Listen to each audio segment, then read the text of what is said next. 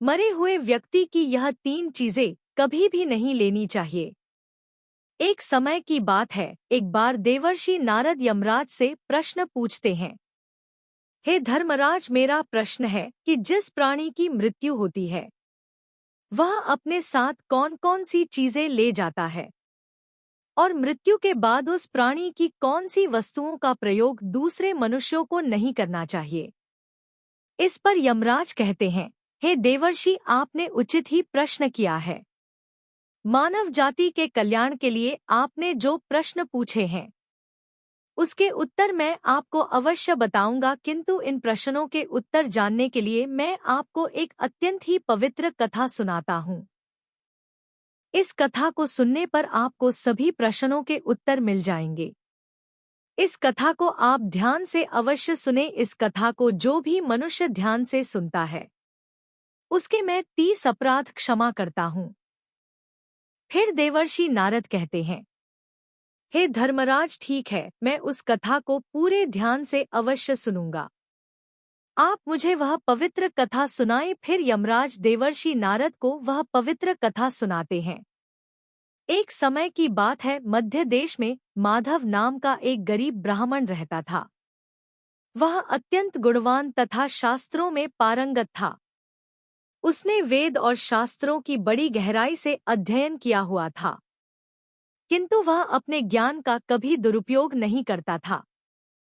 उसने कभी अपने ज्ञान का उपयोग धन कमाने के लिए नहीं किया। अत्यंत गरीब होकर भी वह भिक्षा मांगकर ही अपना गुजारा करता था। फिर एक दिन वह ब्राह्मण जंगल से गुजर रहा था और चलते चलते वह एक अत्यंत प्राचीन वृक्ष के पास पहुंच जाता है। वह देखता है कि उस वृक्ष पर 3 पिशाच खड़े हैं। वे तीनों उस जंगल से गुजरने वाले मनुष्यों का भक्षण करते थे। कोई भी मनुष्य उस मार्ग से जाता था तो वह उसे पकड़कर खा लिया करते थे। पिशाच होने के कारण उनके अंदर धर्म का कोई अंश नहीं था। वह अत्यंत पापी और दुराचारी थे। वे किसी पर भी कभी दया नहीं करते थे। जब वह ब्राह्मण उस वृक्ष के पास आता है तो वह पिशाच एक दूसरे से कहने लगते हैं, देखो भाई, हमारे लिए आज ताजा ताजा भोजन आ रहा है। सबसे पहले मैं ही इस ब्राह्मण को खाऊंगा। इसका मांस तो कितना स्वादिष्ट होगा। यह ब्राह्मण केवल सात्विक भोजन ग्रहण करता होगा, इसलिए इसके शरीर में किसी भी प्रकार के रोग नहीं होंगे, कोई कीड़े और कृमि भी नहीं होंगे। इसका मांस खाने में बड़ा आनंद आएगा। जब वह ब्राह्मण उन पिशाच को देखा तो वह बिल्कुल भी भयभीत नहीं होता है। वह ब्राह्मण भगवान विष्णु का परम भक्त होता है और वह हर समय श्री हरि विष्णु का नाम जपता रहता था, इसलिए उसे किसी से भी कोई भय नहीं लगता था। उन पिशाच को देखकर भी ब्राह्मण भयभीत नहीं हुआ और उन पिशाच की ओर देखते हुए उन्हें प्रणाम करने लगता है और कहता है, हे पिशाच, तुम्हें नमस्कार है। उस ब्राह्मण का ऐसा विचित्र व्यवहार देखकर पिशाच हैरान रह जाते हैं और उस ब्राह्मण से कहने लगते हैं, हे महात्मा, आप कौन है और इस वन में अकेले क्यों भटक रहे हैं? हम पिशाच को देखकर भी आपको जरा सा भी भय नहीं लगा। बड़े बड़े शूरवीर योद्धा भी हम पिशाच को देखकर थर थर कांपने लगते हैं, हमें देखकर डर कर भागने लगते हैं, किंतु आपके मन में किसी भी प्रकार का भय नहीं दिखाई पड़ रहा है। आपके सानिध्य में आने पर हमारी भूख भी समाप्त हो चुकी है। हम तो आपको भोजन समझकर प्रसन्न हो रहे थे और आपको खाने वाले थे। फिर वह ब्राह्मण कहता है, हे पिशाच, मुझे आपसे बिल्कुल भी भय नहीं लग रहा है, क्योंकि मैं जानता हूँ कि भगवान हमारे साथ है और उनकी इच्छा के बिना तो पेड़ का पत्ता तक नहीं हिलता। यदि मेरी मृत्यु आप पिशाच के द्वारा ही होनी है तो मुझे यह भी स्वीकार है, ईश्वर ने मेरे भाग्य में जो भी लिख दिया है वह मुझे मंजूर है। यदि मुझे खाने से आपकी तृप्ति होती है तो मैं इसे मेरा सौभाग्य समझूंगा। इस संसार के प्रत्येक प्राणी को सुख प्रदान करना है। उनकी तृप्ति करना ही प्रत्येक मनुष्य का कर्तव्य है। पिशाच भी ईश्वर द्वारा ही बनाए हुए हैं, इसलिए मैं आपकी निंदा भला कैसे कर सकता हूँ। ब्राह्मण के ऐसे वचन सुनकर सभी पिशाच आश्चर्यचकित हो जाते हैं और उस ब्राह्मण से कहने लगते हैं, हे ब्राह्मण देवता, आपके वचन अत्यंत सुंदर है, जिसे सुनकर ही हमारी तृप्ति हुई है। हम आपका भक्षण नहीं करेंगे, कृपया आप हमें बताइए कि आप कौन है और किस कारण से आप इस वन में भटक रहे हैं। तब वह ब्राह्मण कहता है, हे पिशाच, मेरा नाम माधव है और मैं प्रभु श्री हरि विष्णु की भक्ति करने के लिए इस वन में उचित स्थान खोज रहा था, किंतु आपको देखकर लगता है कि आप बहुत कष्ट में हैं। मुझे बताइए कि किस कारण से आपको पिशाच बनना पड़ा। यदि मैं आपकी कोई सहायता कर सकता हूँ तो आप अवश्य कहें। मैं अपने सामर्थ्य के अनुसार आपकी जो भी हो सके मदद अवश्य करूँगा। ब्राह्मण की बातें सुनकर सभी पिशाच हैरान रह जाते हैं और कहने लगते हैं, हे ब्राह्मण देवता, आपको बार बार प्रणाम। हम तीनों पिशाच हमारे पाप कर्मों के कारण ही बने हैं। हमने हमारे पितरों का अपमान किया है, इसी कारण से हमें यह पिशाच योनि प्राप्त हुई है। ना जाने कब हमें इस पिशाच के शरीर से छुटकारा मिलेगा। हमने मनुष्य रहते हुए भी बहुत पाप किए थे और पिशाच बनकर तो हमने अनगिनत पाप किए हैं। कितने ही निर्दोष मनुष्यों को और प्राणियों को हमने मारकर खाया है। इसलिए हमें ऐसा लगता है कि हमें कभी पिशाच योनि से मुक्ति नहीं मिलेगी। फिर ब्राह्मण कहते हैं, हे पिशाच, मैं आपकी बात को समझता हूँ। कृपया आप मुझे बताइए, मैं किस प्रकार से आपको मुक्ति दिला सकता हूँ। मैं मध्य देश में रहने वाला माधव ब्राह्मण हूँ। मैं अनेक तप, व्रत और उपवास किए हैं, इसलिए आपकी मुक्ति के लिए भी यदि कोई व्रत उपवास हो तो मुझे बताइए, वो मैं अवश्य करने का प्रयास करूँगा। ब्राह्मण की बात सुनकर उन पिशाच को समझ में आता है कि यह ब्राह्मण तो उनका ही पुत्र है। वे पिशाच उस ब्राह्मण के दादा पर दादा है जो पाप करने के कारण पिशाच बने हुए हैं। वे पिशाच कहते हैं, हे वत्स, हम हमेशा ही उच्चिष्ट वस्त्र पहनते थे। गंदे मैले वस्त्र पहनकर ही भोजन, पूजा पाठ आदि कार्य किया करते थे। हमने हमेशा ही उच्चिष्ट भोजन ग्रहण किया है, इसी कारण से हमारी यह दुर्गति हुई है। हम निर्वस्त्र होकर स्नान करते थे, जिस कारण से हमारे पितृगण हमसे रुष्ट हो गए। हमने कभी पितरों के लिए भोजन अर्पित नहीं किया, इसी कारण से हमें मृत्यु के पश्चात प्रेत बनना पड़ा। फिर वे पिशाच कहते हैं, हे वत्स, तुम हमारे ही वंश से हो, हम तुम्हारे पूर्वज हैं। यह ईश्वर की ही कृपा है कि उन्होंने तुम्हें हमारे पास भेजा है। अब हमें यकीन हो गया है कि तुम हमें मुक्ति अवश्य दिलाओगे। हे वत्स, तुम अभी जाओ और हमारी मुक्ति के लिए उपाय करो।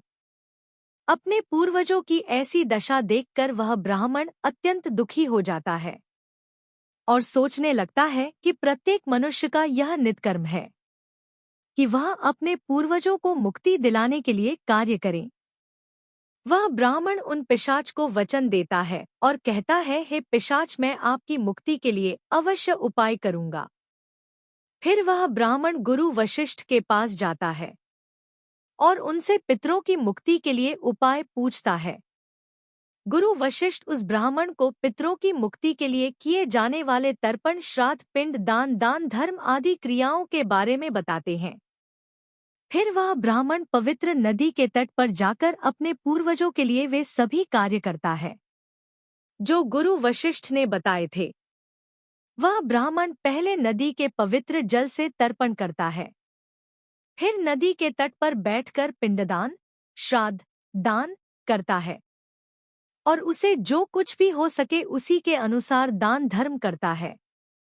इस प्रकार से उस ब्राह्मण के द्वारा दर्पण तथा दान धर्म करने से वह सभी पिशाच मुक्त हो जाते हैं और स्वर्ग की ओर जाने लगते हैं।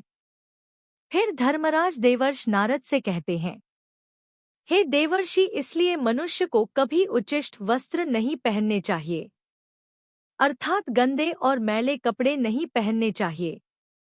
कभी उच्छिष्ट भोजन ग्रहण नहीं करने चाहिए। दूसरों का झूठा जमीन पर पड़ा हुआ, दूसरों के द्वारा नागा गया और पितरों को अर्पण किए बिना किया गया भोजन उच्छिष्ट भोजन होता है।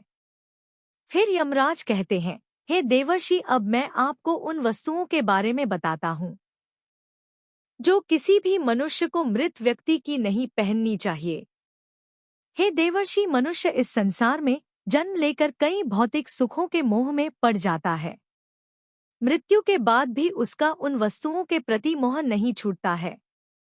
जब तक मनुष्य सांसारिक वस्तुओं का मोह त्याग करके संपूर्ण रूप से ईश्वर को अपना नहीं लेता, तब तक वह अलग अलग योनियों में जन्म लेकर पृथ्वी लोक पर ही भटकता रहता है।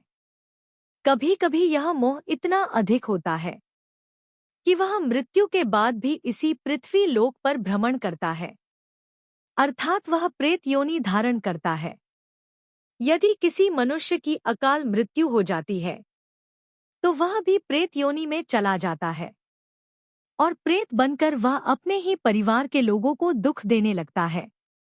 कई बार मनुष्य अपने मित्र परिजनों की वस्तुओं को उनकी याद में अपने पास रख लेते हैं या उनकी वस्तुओं का उपयोग भी करने लगते हैं। लेकिन मनुष्य को मृत व्यक्ति की कोई भी वस्तुओं का उपयोग नहीं करना चाहिए, क्योंकि उन वस्तुओं के साथ उस मृत व्यक्ति की ऊर्जा जुड़ी होती है। उस मृत व्यक्ति का उन वस्तुओं के प्रति मोह बहुत अधिक होने के कारण वह मृत्यु के बाद भी उन वस्तुओं से जुड़ा रहता है। और यदि कोई इन वस्तुओं का प्रयोग करता है तो उसे कई परेशानियों का सामना करना पड़ता है। वह मृत आत्मा उसे कई प्रकार से कष्ट देने लगती है। इसलिए किसी भी मनुष्य को मरे हुए व्यक्ति की चीजों का इस्तेमाल कभी नहीं करना चाहिए। मनुष्य चाहे तो उन वस्तुओं को संभालकर अपने घर में रख सकते हैं अथवा उन चीजों को नदी के जल में प्रवाहित कर सकते हैं, लेकिन भूल से भी उसकी वस्तुओं का इस्तेमाल नहीं करना चाहिए। उस मृत आत्मा की शांति के लिए मनुष्य उस व्यक्ति की प्रिय वस्तुओं का दान करते हैं तो यह बहुत ही शुभ होता है। सबसे पहला वस्तु है मृत व्यक्ति के कपड़े। मृत व्यक्ति के कपड़ों का कभी भी इस्तेमाल नहीं करना चाहिए। उन्हें भूलकर भी पहनना नहीं चाहिए। ऐसा करने से मृत व्यक्ति की आत्मा उस व्यक्ति से जुड़ जाती है जो इनका इस्तेमाल करता है।